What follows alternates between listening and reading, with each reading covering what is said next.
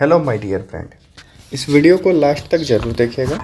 इस वीडियो के लास्ट में आपको ये जानने को मिलेगा कि डिजिटली हम लोगों को कितना स्ट्रांग होना चाहिए और डिजिटली हम लोग कितने हरास्ड होते हैं, डिजिटली हम लोग की कितनी प्राइवेसी को यहाँ से वहाँ और वहाँ से वहाँ सेल करके कोई कंपनी फेसबुक, व्हाट्सएप, ट्विटर वगैरह कितने पैसे अर्न करते हैं। और इससे आप ये सोचेंगे कि ऑन पैसिव का क्या लिंक है, तो वो भी आपको वीडियो के बीच में और थोड़ी देर के बाद आपको समझ में आ जाएगा। इस वीडियो को जब जैसे जैसे आप आगे की तरफ देखेंगे आपको ये चीज़ समझ में आ जाएगा कि क्यों ऑन पैसिव आने के बाद इन सारे कंपनियों की जो रेवेन्यू है वो कम होगी और ऑन पैसिव की रेवेन्यू ज़्यादा होगी। और जब रेवेन्यू ज़्यादा होगी तो आपको इनकम भी ज़्यादा मिलेगा और हम लोग जो फाउंडर्स हैं उनकी भी जो बोनस होगी वो ज़्यादा आएगी। तो मैं आशा करता हूँ कि इस वीडियो को आप लास्ट तक देखेंगे और देखने के बाद कमेंट में ज़रूर बताएंगे कि क्या आपको इस वीडियो से सीख मिली। और मैं जो आपको बताया कि इस वीडियो में आपको ये रियलाइज़ होगा कि डिजिटली हम लोग कितने स्ट्रांग होने जा रहे हैं, तो ये सब चीज़ इस वीडियो में मिलेगा। बिना स्किप किए इस वीडियो को पूरा देखें। और हाँ, मैं उम्मीद करता हूं कि आप मेरे चैनल को सब्सक्राइब किए होंगे और अगर नहीं किए होंगे तो जल्दी से जाएं, रेड कलर में जो सब्सक्राइब वाली बटन दिख रही है उसे दबाएं और सब्सक्राइब करें। Thank you. आइए शुरू करते हैं और देखते हैं इस वीडियो को।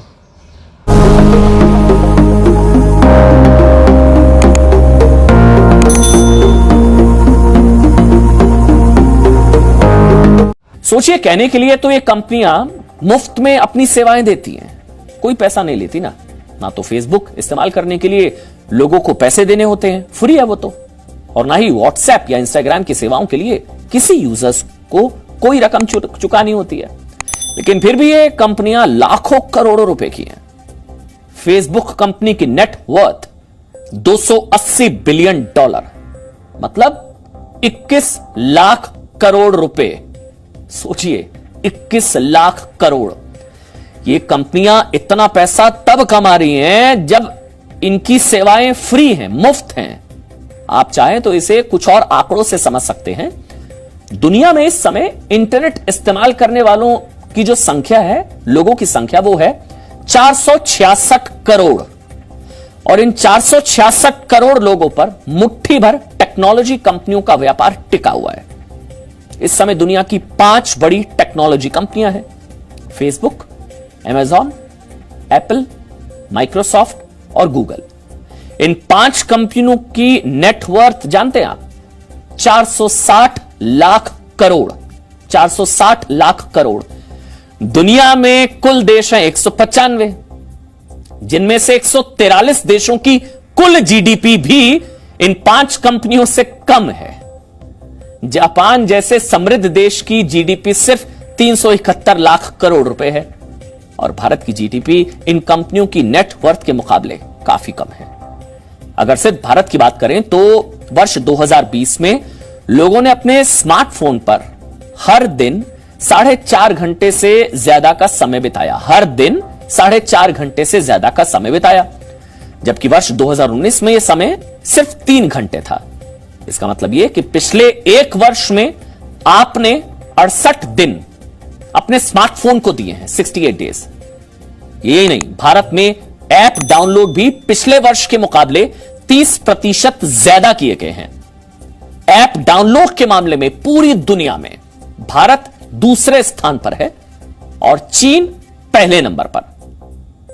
व्हाट्सएप और फेसबुक भारत में सबसे ज्यादा इस्तेमाल होने वाले ऐप्स में पहले और दूसरे नंबर पर है। इसको आसान शब्दों में, सरल शब्दों में इसका मतलब यह है कि भारत अब इन कंपनियों के लिए सबसे बड़ा डिजिटल बाजार बन गया है और इसी वजह से शायद ये कंपनियां ईस्ट इंडिया कंपनी की तरह व्यवहार करने लगी हैं। और इसे अब आप एक और खबर से समझिए। देखिए, ट्विटर ने एक प्रेस रिलीज जारी की थी जिसमें उसने भारत में काम करने वाले अपने कर्मचारियों की सुरक्षा को लेकर उस चिट्ठी में उसने चिंता जताई थी और भारत में अभिव्यक्ति की आजादी का खतरा बताया था। भारत में इसके अलावा ट्विटर ने टूलकिट मामले में दिल्ली पुलिस द्वारा उसके दफ्तर पर मारे गए छापे को लेकर भी प्रश्न उठाए। और यह कहा कि इस कार्रवाई से उसे डराने और धमकाने की कोशिश हो रही है। इस प्रेस रिलीज से ट्विटर ने खूब सुर्खियां बटोरी और कंपनी ऐसा चाहती भी थी, लेकिन अब भारत सरकार की तरफ से ट्विटर को करारा जवाब दिया गया है, जो स्वाद में ट्विटर को बहुत कड़वा लग सकता है। हम सरल शब्दों में सरकार के इस जवाब को 10 पॉइंट्स में आपके लिए डिकोड करने जा रहे हैं। पहला पॉइंट, ट्विटर ने भारत में अभिव्यक्ति की आजादी को संकट में बताया था और अब सरकार ने कहा है कि मुनाफे के लिए बनाई गई एक विदेशी कंपनी को भारत को यह सिखाने की जरूरत नहीं है कि अभिव्यक्ति की आजादी को कैसे सुरक्षित रखना है। सरकार ने कहा है कि भारत में लोकतंत्र और अभिव्यक्ति की आजादी का सदियों पुराना इतिहास रहा है और वो लोगों के संवैधानिक अधिकारों को लेकर प्रतिबद्ध है। यानी कि पहला पॉइंट यह है कि एक विदेशी कंपनी भारत को यह नहीं सिखाएगी कि अभिव्यक्ति की आजादी क्या होती है। दूसरा पॉइंट, केंद्र सरकार ने ट्विटर को याद दिलाया कि भारत दुनिया का सबसे बड़ा लोकतंत्र है और ट्विटर अपनी दबाव बनाने वाली नीतियों से भारत के कानून और संवैधानिक व्यवस्था को झुका नहीं सकता है। तीसरा पॉइंट, केंद्र सरकार ने ट्विटर से सवाल पूछा कि अगर वो अपने भारतीय यूजर्स के प्रति ईमानदार है तो फिर उसने नए नियमों के तहत शिकायत अधिकारियों की नियुक्ति क्यों नहीं की। इस चिट्ठी में यह भी लिखा है कि ट्विटर भारत से करोड़ों रुपए का व्यापार करता है, लेकिन इसके बावजूद इन अधिकारियों की नियुक्ति में आनाकानी कर रहा है और हर फैसला अपने अमेरिकी मुख्यालय से पूछ कर लेता है। सोचिए, कमाता हमारे देश के लोगों से है, लेकिन चलता अमेरिकी मुख्यालय के आदेशों पर है। चौथा पॉइंट, ट्विटर यह दावा करता है कि वो अभिव्यक्ति की आजादी का समर्थक है, लेकिन उसकी खुद की नीतियां इसे लेकर काफी अस्पष्ट हैं। उदाहरण के लिए, उसने बिना ठोस वजह बताए कुछ खास तरह के ट्वीट्स और अकाउंट्स डिलीट कर दिए और कुछ लोगों का अकाउंट हमेशा के लिए बंद कर दिया। लेकिन जब सरकार फेक न्यूज फैलाने वाले लोगों के खिलाफ कार्रवाई की मांग करती है तो फिर ट्विटर अभिव्यक्ति की आजादी की आड़ लेकर छिप जाता है। पांचवा पॉइंट, केंद्र सरकार ने ट्विटर के दोहरे मापदंडों की भी पोल खोली। सरकार ने ट्विटर को याद दिलाया कि पिछले वर्ष जब भारत और चीन सीमा विवाद को सुलझाने के लिए शांतिपूर्ण वार्ता कर रहे थे तो उस समय ट्विटर ने लद्दाख को चीन का हिस्सा दिखा दिया था और कई शिकायतों के बाद भी इसे सुधारने में समय लगा दिया था। छठा पॉइंट, ध्यान से समझिएगा, जब अमेरिका के कैपिटॉल हिल में हिंसा हुई तो ट्विटर ने अपने आप उन लोगों के खिलाफ एक्शन ले लिया जो हिंसा फैला रहे थे। लेकिन जब 26 जनवरी को दिल्ली के लाल किला में हिंसा भड़की तो ट्विटर ने सरकार के आदेश की उपेक्षा की, नजरअंदाज किया। सातवां पॉइंट, भारत सरकार ने कहा है कि आज ट्विटर फेक न्यूज फैलाने का प्लेटफॉर्म बन गया है। ट्विटर के माध्यम से बड़े स्तर पर कोरोना वैक्सीन को लेकर फेक न्यूज फैलाई गई, लेकिन कंपनी ने इस पर कोई कार्रवाई नहीं की। आठवां पॉइंट, ट्विटर कहता है कि वो भारत के लोगों को लेकर प्रतिबद्ध है, जबकि ऐसा नहीं है। इसे इस उदाहरण से समझिए। WHO के मुताबिक कोरोना या उसके किसी वेरिएंट को किसी देश से जोड़कर नहीं देखा जा सकता, लेकिन इसके बावजूद ट्विटर पर कोरोना के B1617 वेरिएंट को इंडियन वेरिएंट कहा गया, लेकिन ट्विटर ने कोई कार्रवाई नहीं की। नौवां पॉइंट, केंद्र सरकार ने ट्विटर के दावे की पोल खोलते हुए बताया कि भारत में ट्विटर का स्टाफ सेफ है, पूरी तरह सुरक्षित है। और आखिरी पॉइंट, भारत सरकार ने ट्विटर को झूठा बताया है। देखिए, भारत में ट्विटर के 1,75,00,000 यूजर्स हैं और 2019 में कंपनी का अकेले भारत में 57 करोड़ रुपए रेवेन्यू था। यानी कि कंपनियां कमाती भी भारत से ही हैं और बदनाम भी इसी देश को करती हैं। इस विषय पर एक्सपर्ट्स का क्या मत है वो भी आज आपको सुनना चाहिए। जब गवर्नमेंट ऑफ इंडिया ने 3 महीने का वक्त दिया तब उन्होंने कोई एक्शन नहीं लिया किसी सोशल मीडिया प्लेटफॉर्म ने। 25 तारीख जब एंड डेट थी तब अचानक से जवाब आए, फेसबुक का आया, व्हाट्सएप जो कि उनकी कंपनी है, और क्या जवाब आया कि हमें वक्त और चाहिए और इसमें हमें डिस्कशन करना है, टेक्निकल चैलेंजेस है। ठीक है, उसके बाद अगले दिन ये कोर्ट चले जाते हैं। तो इंटेंशन साफ है, इंटेंशन साफ है कि वो कंप्लायंस या तो नहीं करना चाहते या डिले करना चाहते हैं।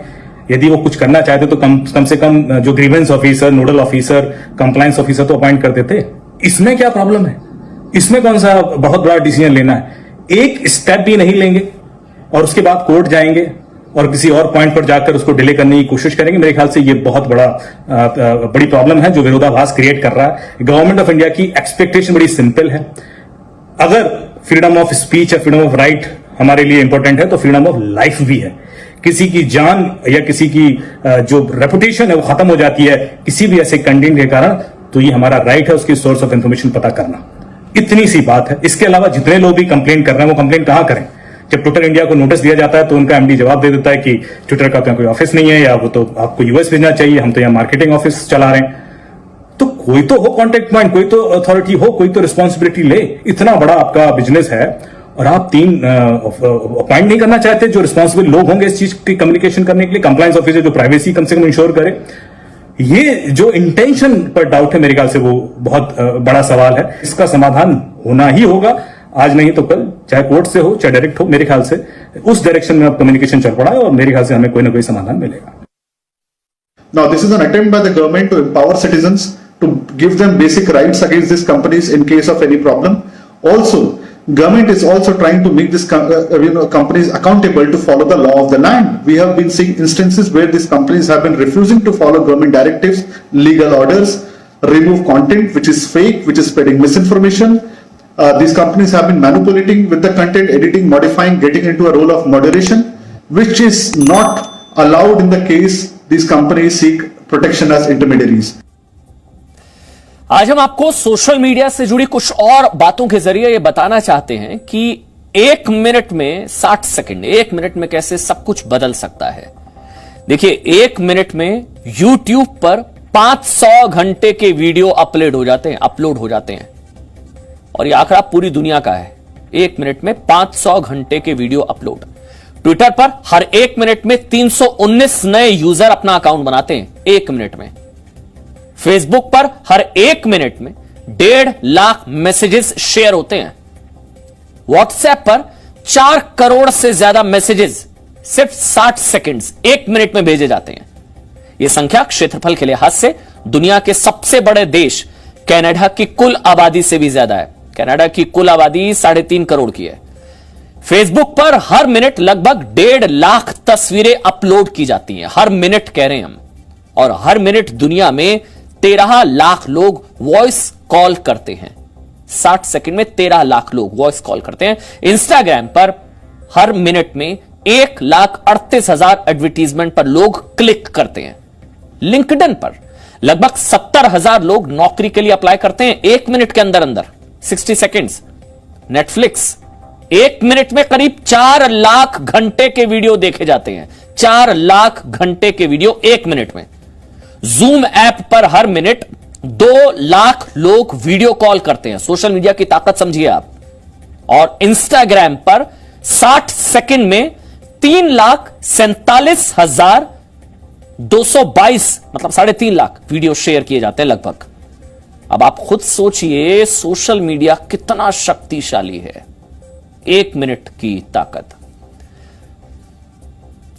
आज आपको यह भी समझना चाहिए कि भारत सरकार द्वारा बनाए गए जिन नियमों को ये कंपनियां लागू नहीं करना चाहती हैं, उन नियमों की भारत को सख्त जरूरत क्यों है। इसे आप अमेरिका के मैसाचुसेट्स इंस्टीट्यूट ऑफ टेक्नोलॉजी की एक रिसर्च से समझ सकते हैं। इसके मुताबिक सोशल मीडिया पर सच्ची और सही जानकारी वाली खबरों के मुकाबले फेक न्यूज 70 गुना तेजी से फैलती है और फेक न्यूज ज्यादा बार रीट्वीट की जाती है। इसी तरह सही खबरों की तुलना में फेक न्यूज 6 गुना तेजी से 1500 लोगों तक पहुंचती है। 6 गुना तेजी से। यही नहीं, तथ्यों से गलत जानकारी को शेयर किया जाता है। यह आंकड़े बताते हैं कि सोशल मीडिया का दुरुपयोग रोकने के लिए इस तरह के कड़े नियमों की भारत में कम से कम बहुत जरूरत है, फेक न्यूज को रोकने के लिए। लेकिन यह कंपनियां कभी नहीं चाहती कि ये नए नियम लागू हो। क्यों? अब इसे आप इस तरह से समझिए। देखिए, असल में फेक न्यूज इन कंपनियों के लिए ना ईंधन, फ्यूल की तरह है। फेक न्यूज कंटेंट के हिट होने की संभावना ज्यादा होती है और ऐसा कंटेंट ज्यादा लोगों को इन प्लेटफॉर्म्स की तरफ खींचता है। दूसरी बात, इन कंपनियों की सेवाएं तो फ्री हैं, मुफ्त हैं, और मुफ्त के चक्कर में लोगों को लगता है कि अगर वो इन प्लेटफॉर्म्स के साथ जुड़ गए तो उनका क्या आ जाएगा, जबकि ऐसा नहीं होता है।